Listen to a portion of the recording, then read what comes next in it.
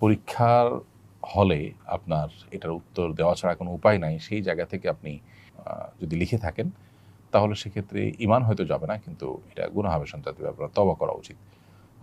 পরিবর্তন করার সুযোগ থাকলে তো অবশ্যই পরিবর্তন করে ফেলা উচিত, যেহেতু এখানে গর্হিত কাজ করার প্রয়োজন হচ্ছে। সাইম ইসলাম আপনি লিখেছেন, ঘুমানোর সময় লুঙ্গি টাকনুর নিচে পরা যাবে কি না। ঘুমানোর সময় লুঙ্গি টাকনুর নিচে যদি চলে যায় তাহলে তাতে কোনো অসুবিধা হবে না। বিগত সপ্তাহে সম্ভবত এই প্রশ্নটি এসেছিল এবং এর উত্তর আমরা দিয়েছিলাম। সাধারণ স্বাভাবিক অবস্থাতে একজন পুরুষের লুঙ্গি, পাজামা, প্যান্ট, চাদর, জুব্বা এগুলো টাকনুর নিচে যেন না যায় সেটা খেয়াল রাখতে হবে। হাদিসে কঠোরভাবে নিষেধ আছে। শোয়ার পরে যদি সেটা চলে যায় তাহলে সেটা আসলে মানুষের একে তো ইচ্ছার বাহিরে, দ্বিতীয়ত এটা সাধারণ এবং স্বাভাবিক অবস্থা নয়, যার কারণে এতে কোনো গুনাহ হবে না ইনশাআল্লাহ তাআলা। তবে স্বাভাবিক অবস্থাতে টাকনুর নিচে যেন আমাদের লুঙ্গি, পাজামা, প্যান্ট ইত্যাদি না যায় সেই দিকটা আমাদেরকে খেয়াল রাখতে হবে। এছাড়া মেহরাব হোসেন এম আপনি লিখেছেন, নামাজের মধ্যে হাঁচি এলে নামাজ হবে কি না, এ সময় করণীয় কি। হাঁচি যদি আসে নামাজ হয়ে যাবে, হাঁচি আসলে নামাজ হবে না এমন কোনো কথা নেই।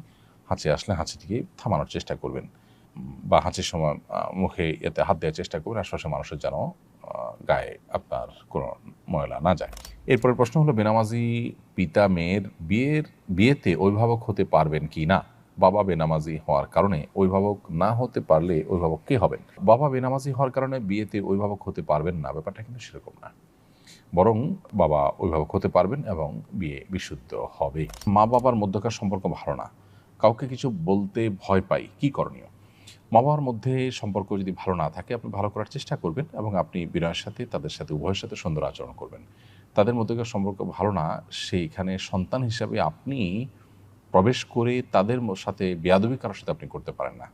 পারলে তাদেরকে মিল করার চেষ্টা করবেন, তৃতীয় পক্ষকে এঙ্গেজ করার চেষ্টা করবেন, কিন্তু কোনো অবস্থাতে আপনি নিজে ভূমিকা নিতে গিয়ে কারোর প্রতি বেয়াদবি করবেন না। বিনয়ের সাথে আপনি কোনো উদ্যোগ নিতে চাইলে সেটা আপনি অবশ্যই নিতে পারেন। শান্ত ইসলাম লিখেছেন, জুমার দিনে মৃত ব্যক্তির জন্য মসজিদে মিষ্টি দিয়ে দোয়া চাওয়া হয়, তখন ইমামের সাথে মোনাজাত করা যাবে কিনা। প্রথম কথা হলো যে মসজিদে মিষ্টি দিয়ে দোয়া চাওয়ার এই কালচারটা সঠিক কোনো কালচার নয়। মৃত ব্যক্তির জন্য দোয়া এটার কোনো বিনিময় দেওয়া উচিত নয়। আপনি যদি বলেন যে এটা আমি এমনি মানে সওয়াবের উদ্দেশ্যে খাওয়াচ্ছি, তাহলে সেটা মসজিদে কেন। এখানে তো দোয়ার জন্য বলেছেন, ভালো কথা। আপনি মসজিদে বহু রাস্তায় বহু গরিব মানুষ আছে সেখানে দেন।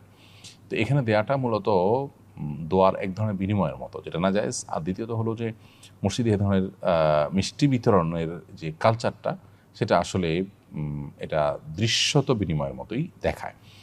আর যদি বলেন যে না, মসজিদে আগত মুসল্লিদেরকে আমি খাওয়াচ্ছি মুর্দাকে সওয়াবের আশায়, তাহলে সেটা ইসালে সওয়াবের উদ্দেশ্যে মানুষকে খাওয়ানো জায়েজ আছে, যেটা সেই যুক্তিতে জায়েজ হতে পারে। আর আপনি দোয়াতেও শামিল হতেই পারেন, দোয়া তো করতেই পারেন মুর্দার জন্য, সেটা ভিন্ন বিষয়।